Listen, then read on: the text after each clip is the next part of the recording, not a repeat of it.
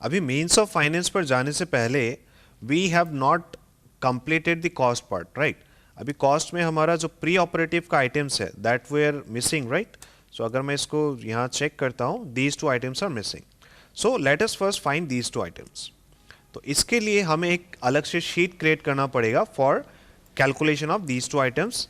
सो इसको एक sheet create कीजिए by the name of shift F11 से एक शीट क्रिएट किया मैंने एंड इसको नाम देते हैं interest during construction, that is IDC.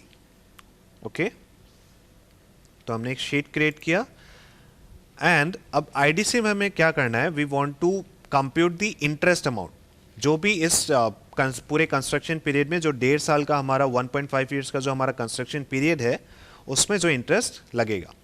So for that we need to understand कि कौन से पीरियड में कितना कॉस्ट लगेगा, बिकॉज अब ये पूरा 1.5 ईयर्स हम एक साथ नहीं ले सकते. इसको हमें ब्रेक करना पड़ेगा इनटू मल्टीपल पार्ट्स. अब वो क्वार्टर्स में कर सकते हैं, मंथली कर सकते हैं, हाफ ईयरली भी कर सकते हैं. So for computing this interest during construction, the first thing that we need is implementation schedule. That is called implementation schedule. Okay. So what is it? इसमें हम ये स्पेसिफाई करेंगे कि कौन से पीरियड में, कौन से क्वार्टर में या कौन से मंथ में कितना काम होने वाला है. ओके, अब जैसे लैंड एंड साइट का काम है, प्लांट एंड मशीनरी ऑर्डर्स करने का काम है, वो पूरा तो एक दिन में तो नहीं होगा, राइट?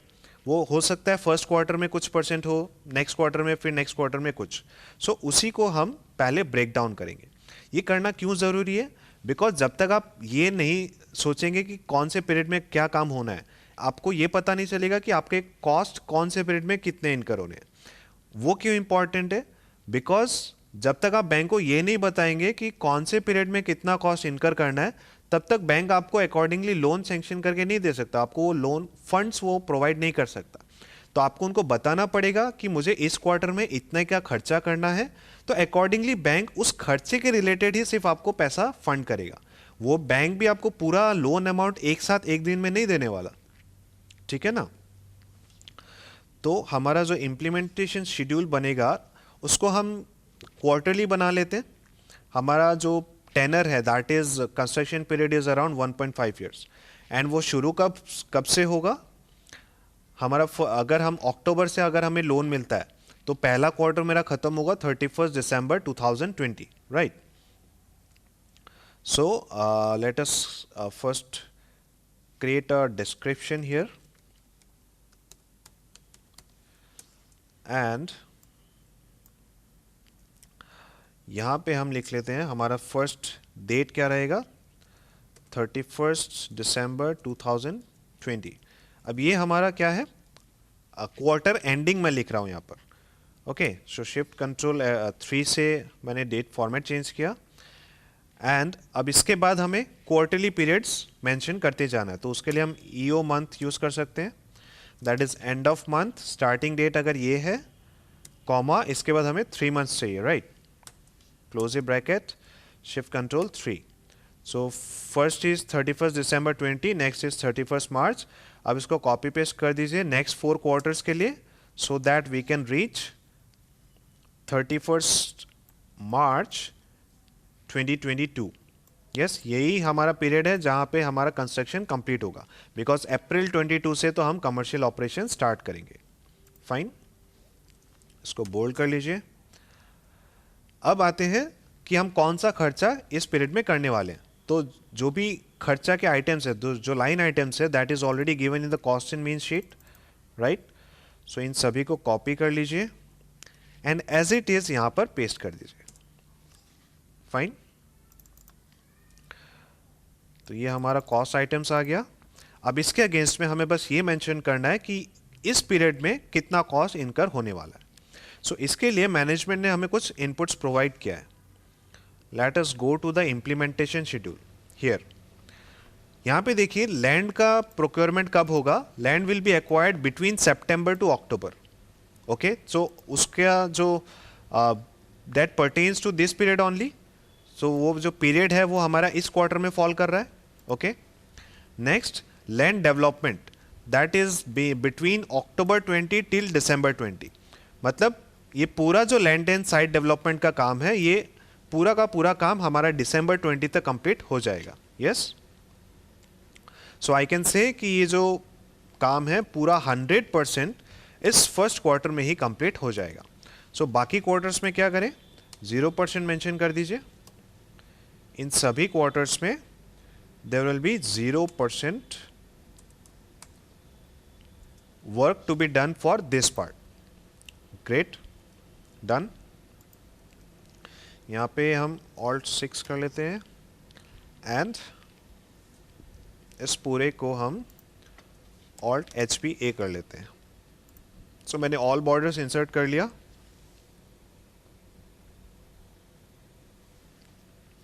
आगे बढ़ते हैं, building and civil structures. So इसके लिए क्या गाइडेंस दिया मैनेजमेंट ने, that civil works are going to start from January 21।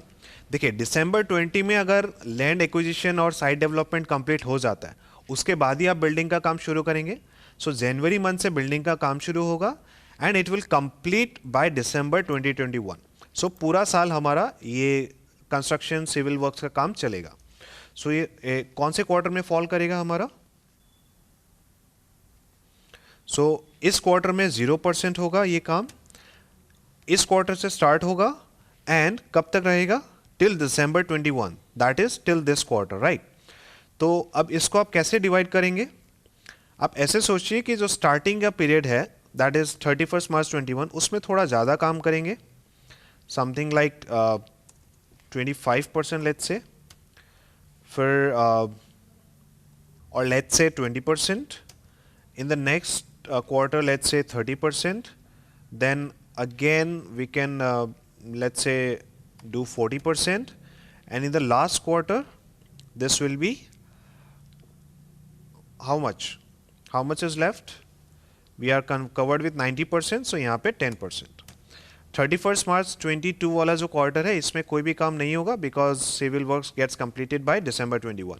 So अभी लास्ट में what we can do, we can do something like 1 minus sum of, अगर कुछ परसेंटेज बच जाता है तो वो लास्ट क्वार्टर में कंप्लीट हो जाए। ओके, सो इसको कॉपी एंड पेस्ट कर लेते हैं इन सभी सेल्स पर। फाइन, नेक्स्ट आते हैं प्लांट एंड मशीनरी में। Plant and machinery and miscellaneous fixed assets, so this is going to start in February 21 and it will be completed by January 22. Okay, so Feb 21, that is it will start in the second quarter, right? So first में 0%, no problem, यहाँ से हमारा काम शुरू हो रहा है but from the Feb month। and also आप थोड़ा सा लॉजिकली सोचिएगा कि जब तक हमारा बिल्डिंग बन के रेडी नहीं हो जाता तब तक हम मशीनरीज को ऑर्डर नहीं करेंगे। लॉजिकल है, बिकॉज अगर मंगवा भी ले तो उसको रखेंगे कहाँ। सो लेट्स से 50% तक काम तो एटलीस्ट होने दीजिए, उसके बाद हम बिग मशीनरीज को मंगाना शुरू करेंगे। सो इस पीरियड में हम छोटी मोटी मशीन्स को कंसिडर कर सकते हैं बट ज़्यादा पार्ट हम इसमें कंसिडर नहीं करेंगे। ओके, सो लेट्स से 5% ले लेते हैं, उसके बाद समथिंग लाइक 15%, इसमें थोड़ा ज़्यादा रखते हैं 35%, and then let's say 45%। अब ये थोड़ा सा कम रखते हैं 40%। अब बेसिकली ये जो फिगर्स है ये थोड़ा सा रैंडम हो रहा है, तो अभी हम इसको एक रैंडम फिगर ही मान के चलते हैं। आगे चल के हम इसमें थोड़ी सी और ट्विकिंग कर सकते हैं। आई विल टेल यू कि इससे क्या इम्पैक्ट पड़ेगा हमारे टोटल कॉस्ट या लोन आइटम पर, लोन अमाउंट पर। ठीक है, मिसलेनियस फिक्स एसेट्स इसको सेम रखते हैं जैसा हमारा प्लांट एंड मशीनरी है। Pre operative and preliminary expenses, now this is something जो शुरू से लेके लास्ट तक कुछ ना कुछ चलते रहेगा, तो इसको आप इवनली डिवाइड कर सकते हैं। वी हैव 6 क्वार्टर्स, तो करीब 15% के आसपास ले लेते हैं।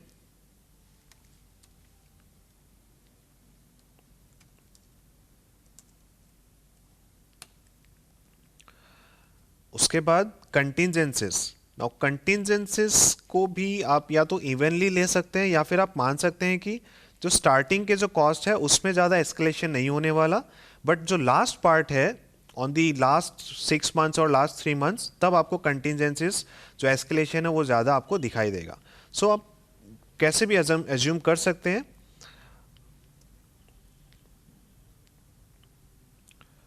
तो लेट्स से हम स्टार्टिंग में 0% ही रखते हैं, बट यहाँ से थोड़ा बहुत एस्केलेशन का जो इम्पैक्ट है वो इंक्रीज करना शुरू कर देते हैं. So it can be 5%, then let's say 20%, उसके बाद यहाँ पे ले लेते हैं 40%, and finally this much. Okay, and उसके बाद वर्किंग कैपिटल मार्जिन. अब ये तो ऐसा आइटम है जो कि कंप्लीटली एकदम लास्ट क्वार्टर में ही होगा, बिकॉज वर्किंग कैपिटल की जरूरत कब पड़ेगी, जब आप कॉमर्शियली ऑपरेशन शुरू कर रहे हैं.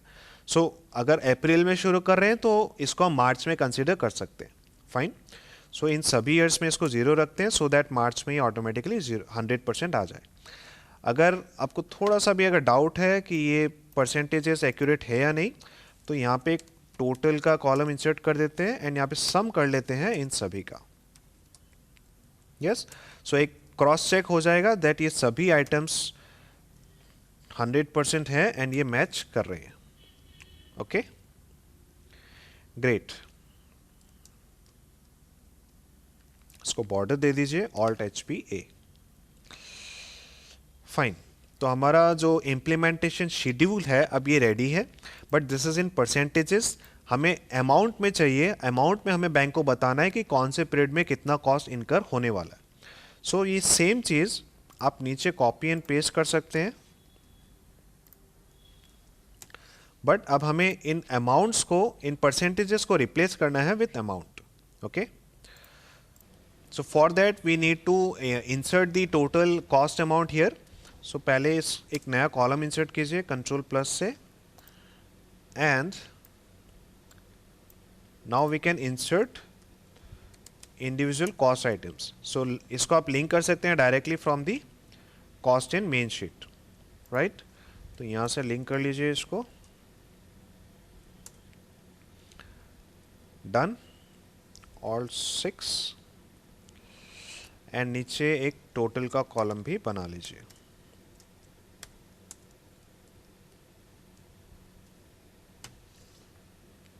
Great.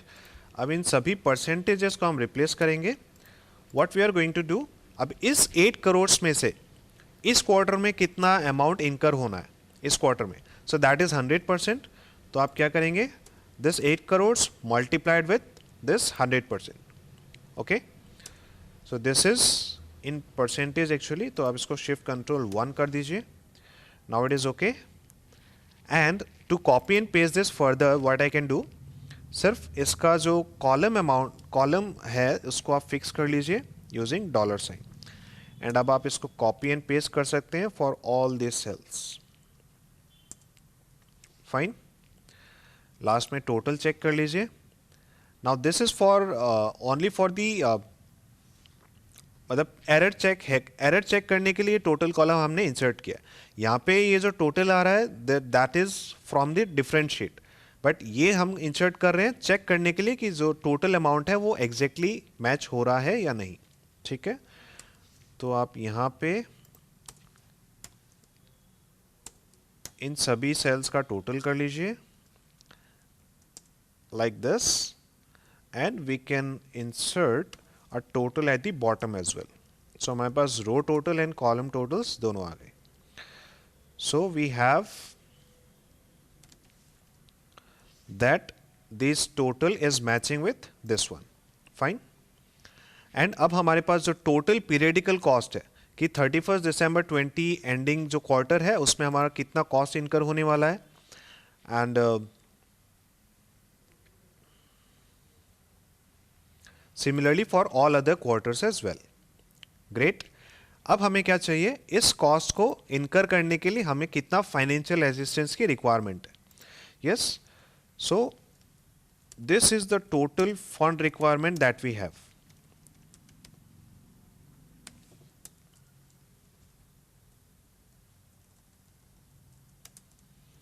So this is the total fund requirement. इसको लिंक कर लीजिए यहाँ से.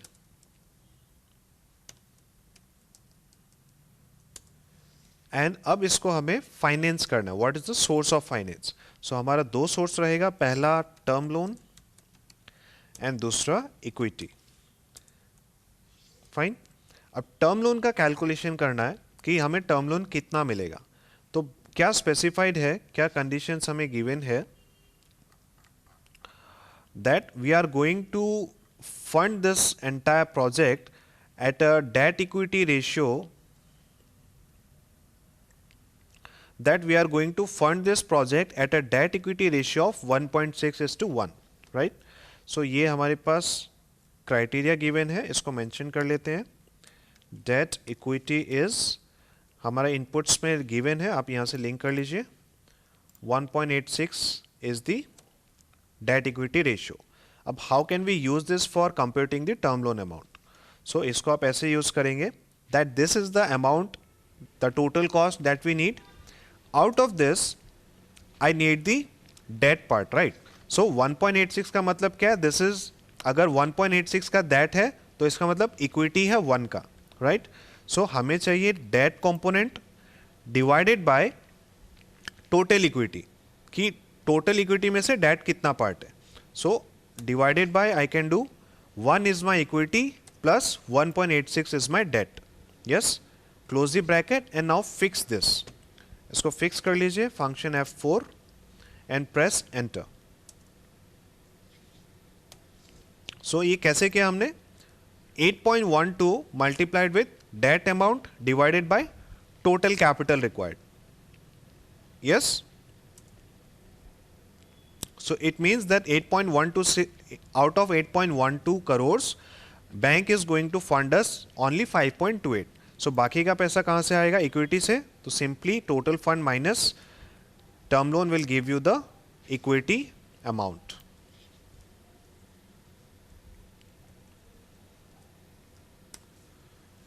ग्रेट, तो अब इसको कॉपी एंड पेस्ट कर लीजिए for all the cells and at the last एक टोटल कॉलम भी बना लीजिए इन सभी का टोटल कंफर्म करने के लिए। ओके, एंड ऑल्सो यहाँ पे नीचे भी एक रो टोटल भी दे देते हैं, सॉरी एक कॉलम टोटल भी दे देते हैं, सो दैट आपका जो फंड रिक्वायरमेंट है एंड जो सोर्स आपने रेज किया है जहाँ से, वो मैच हो रहा है या नहीं वो चेक हो जाएगा। Okay, so I guess you understood this calculation. हमारा फंड रिक्वायरमेंट है, ये हमारा टर्म लोन है एंड ये हमारा इक्विटी है। अब since we have got the term loan, now we can go on to computing the interest amount. So interest amount के लिए first write interest during construction. हमारे पास इंटरेस्ट रेट क्या गिवन है? Interest rate is given as 12%, right?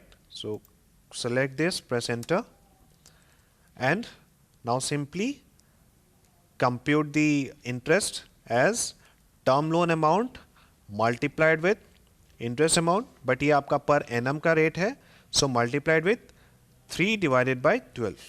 Yes, so this is quarterly amount. And now before copying and pasting it further, इसको fix कर लीजिए। ये हमने fix कर लिया। And now we can copy and paste this further, right? And अब आप इसका टोटल कर लीजिए। So ये हमने पीरियडिकली जो क्वार्टरली इंटरेस्ट है वो हमने कैलकुलेट कर लिया, बट इसमें एक प्रॉब्लम है अभी। This is not going to be 3.3 crore, because ये जो इंटरेस्ट कंप्यूट हो रहा है इसको आप चेक कीजिए। This is computed on this amount on the term loan that we have availed in this period. But अब जब आप नेक्स्ट पीरियड में आ रहे हैं, so this is computing the interest only on this period, right? जितना हमने इस पीरियड में रेज किया, बट इस पीरियड में हमारा जो पिछला जो लोन अमाउंट हमने रेज किया था वो रिपे तो नहीं हुआ है, that has not been repaid. So ये क्यूमुलेटिव होना चाहिए एंड क्यूमुलेटिव अमाउंट पर हमारा इंटरेस्ट कंप्यूट होना चाहिए। Yes, so for that what we can do, let's say ये जो टोटल फंड रिक्वायरमेंट है इसको हम यहाँ पे क्यूमुलेटिव ले लेते हैं। दैट इसको हम ऐसे लिंक करते हैं that if this is this way, तो यहाँ पे हम इसको क्यूमुलेटिव ले लेते हैं, this plus this amount here. Okay, तो अगर हमारा टोटल फंड रिक्वायरमेंट अगर क्यूमुलेटिव होता है तो अकॉर्डिंगली हमारा लोन अमाउंट भी क्यूमुलेटिव हो जाएगा। अब बस ये टोटल को हमें ठीक करना पड़ेगा, इस टोटल को आप इससे लिंक कर दीजिए। ओके, तो अब ये sense, now I hope this is making sense, right? Because अब ये क्या कर रहा है, अभी क्यूमुलेटिव अमाउंट के ऊपर इंटरेस्ट को कंप्यूट कर रहा है। Yes, so finally we get that there is an interest amount of 9.9 years to be incurred during the construction period. Okay, so अब similarly upfront fee भी calculate कर लेते हैं, since we have the total loan amount, upfront fee. So इसका interest इसका processing rate क्या है, that is given here 0.5%.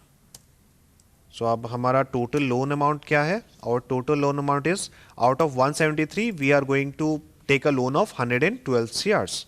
सो अब आप इसको, अब इसका 0.5% हमें पे करना पड़ेगा. सो 0.5% multiplied with total loan amount that gives us 0.56 crores. Okay, चलिए अब थोड़ी सी फॉर्मेटिंग कर दीजिए इसको. Again alt HPA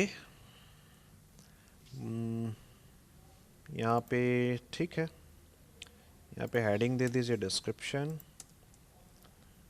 and this is total. Okay,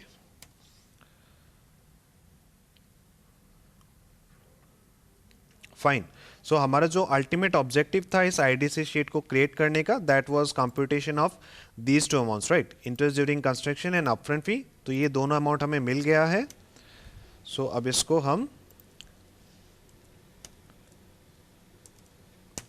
link कर सकते हैं on our pre operative sheet here.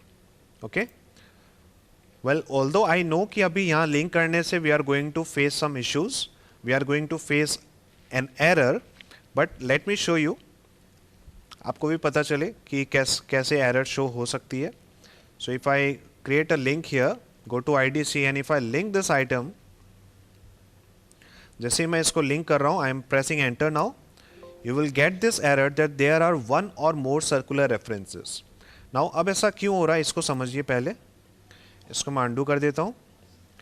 देखिए, हमने जो IDC अमाउंट कंप्यूट किया है वो कैसे कंप्यूट किया है, that is dependent upon this loan amount here, right? and ये loan amount कहाँ से आ रहा है, this is coming from the periodical cost, जो भी हमने cost हमने determine किया है.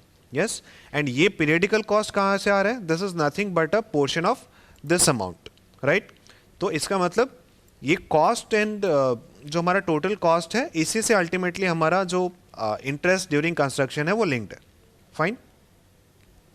एंड अब अगर आप कॉस्ट एंड मेन शीट पर आएंगे एंड यहाँ से अगर आप चेक करेंगे कि हमारा जो कॉस्ट का जो टोटल है, this total cost is dependent upon this one variable that is pre operative and preliminary expenses, and this variable this particular item is again further dependent upon these two items. इसका मतलब total cost हमारा dependent है pre operative item पर, pre operative dependent है interest during construction पर. Yes, सो आप link समझ रहे हैं. यहाँ IDC शीट पर क्यों सर्कुलर रेफरेंस आ रहा है, ये सर्कुलर रेफरेंस का लॉजिक आपने समझा.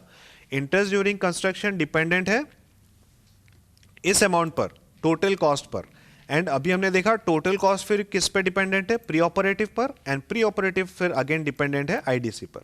यस, सो एक सर्कुलर रेफरेंस बन चुका है. तो अब इसको हमें सॉल्व करना पड़ेगा. इसको सॉल्व करने का तरीका हमने ऑलरेडी देखा था जब हमने एक्सेल मॉड्यूल डिस्कस किया था. तो इसके लिए आप क्या करेंगे, आपको एक मैक्रो क्रिएट करना पड़ेगा. ओके, एंड मैक्रो क्रिएट करने के लिए हमें पहले क्या करना पड़ेगा, हमें यहाँ पे एक जगह बनानी पड़ेगी जहाँ पे हम इन वैल्यूज को एज इन डेटा को, इस कंप्यूटेशन को एज वैल्यूज पेस्ट कर सके.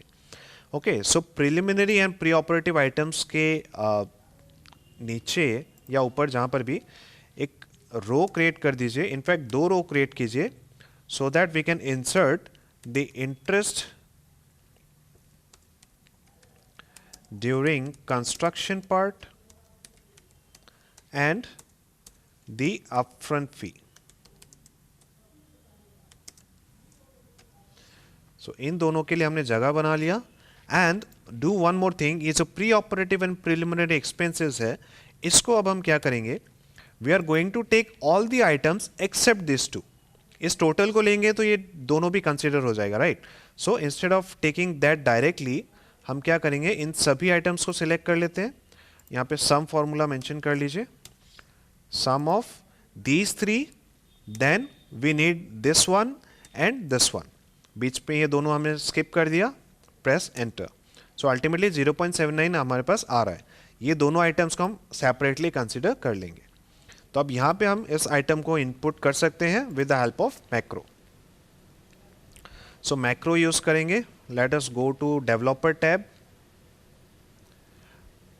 record macro, click on now what is the macro name, we can give it the name as IDC, that is interest during construction.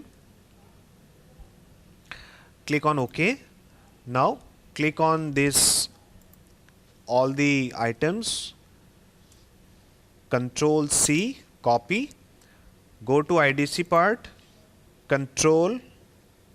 alt control V, हमें values करना है, so we and okay. Macro record हो गया, stop कर दीजिए recording. Similarly repeat this for upfront fee as well. So again record macro करेंगे, upfront fee that is UF, click on okay. Upfront fee को select कीजिए, control C, go to upfront fee कहाँ incur होगा, जहां आप loan ले रहे हैं, right. So in the first quarter only it is going to be incurred. यहाँ पे आप करेंगे all control V, V is for values, OK and stop recording. तो हमने values को तो paste कर लिया, but if you take a look तो हमारा जो interest during construction यहाँ जो calculate होके आया है and यहाँ जो amount है, इन दोनों में difference है, right? So there is a difference in between these two items. Let us compute the difference first. How much is the difference for all these items and for this one as well? So how can we avoid this difference? By repeating this macro again and again, right? So for that we will create a button first. ये हमने already सीख लिया है. We are just repeating this. Go to shapes, insert a new button. आप चाहे तो icons भी use कर सकते हैं if you are using the 2019 version. We have created this button here. Make a right click, assign macro. इसको आप IDC से लिंक कर दीजिए and click on OK. And इसके ऊपर आप नाम भी mention कर दीजिए, right click करके go to edit text and यहाँ पे mention कर दीजिए that it belongs to IDC. Okay, Control E for central formatting. And repeat this process for upfront fee as well. Go to insert, shapes, insert some another kind of some other shape like oval shape this time. Right click, assign macro, go to upfront fee, click on OK. Make a right click, go to edit text and इसको नाम दे दीजिए upfront fee. Okay. तो अब हमारे दोनों buttons तैयार हैं। अब आप इस पर क्लिक करके देखिए। When you click on this item, so आपका जो डिफरेंस है वो कम होता जा रहा है बिकॉज मैक्रो क्या कर रहा है, इन सभी वैल्यूज को यहाँ पर बार बार कॉपी एंड पेस्ट कर रहा है। सो हमारा जो डिफरेंस है वो अब रिमूव हो चुका है। सिमिलरली अपफ्रंट फी को भी एक बार रन कर दीजिए। Now there is no difference between these items, this calculation here and these values here. Okay, तो अब इसको थोड़ा सा और ठीक कर लीजिए। यहाँ पे हम टोटल कर लेते हैं इसका, alt equal and link this one and similarly for this one as well. Okay, यहाँ पे 00 मेंशन कर देते हैं since nothing is there and यहाँ पे भी टोटल मेंशन कर देते हैं, नहीं तो हमारा कॉलम खाली खाली दिखेगा। Press enter and control D. तो अब हमारा जो टोटल कॉस्ट निकल के आया है that has increase to 184 crore now. Yes, तो हमारा टर्म जो कॉस्ट है वो बढ़ चुका है। कॉस्ट के अकॉर्डिंग हमारा जो टर्म लोन अमाउंट था अब वो भी इंक्रीज हो चुका है, that is increase to 119 CRs and accordingly हमारा जो इंटरेस्ट ड्यूरिंग कंस्ट्रक्शन है वो भी कंप्यूट हो रहा है। Okay, so I guess our this portion is complete now. अब बस हमें हमारा कॉस्ट एंड मीन्स शीट को ठीक करना है, ये जो गैप है इसको ठीक करना है। यहाँ पे आएंगे अपफ्रंट फी पर, इसको लिंक कर दीजिए। अब आप इसको आईडीसी शीट से अगर लिंक करते हैं यहाँ से तो कोई भी एरर शो नहीं होगा। ओके, सिमिलरली आईडीसी को भी लिंक कर दीजिए and with this amount that is 10.43। तो हमारा total preliminary and pre operative item में ये दोनों आइटम्स कवर हो चुके हैं एंड ये आइटम को, इस प्रिलिमिनरी एक्सपेंस को हमने ऑलरेडी कॉस्ट एंड मीन्स में कवर कर लिया है। So now our cost and means is complete and it is matching with the IDC sheet as well। यहाँ भी 184.53 है एंड यहाँ पर भी 184.53 आ रहा है। Okay, great. सो हमारा IDC शीट कंप्लीट हो चुका है।